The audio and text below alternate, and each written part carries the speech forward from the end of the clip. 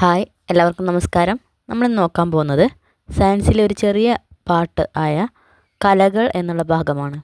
കലകൾ എന്ന് പറഞ്ഞാൽ എന്താണ്? ഒരേ ഇനം ഘടനയും ഒരേ പൂർവിക കോശത്തിൽ നിന്നും രൂപം കൊണ്ടതുമായ കോശ സമൂഹമാണ് കലകൾ.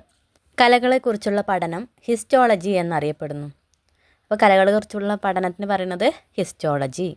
സസ്യങ്ങളിലും ജന്തുക്കളിലും വിവിധ തരത്തിലുള്ള കലകൾ കാണപ്പെടുന്നു.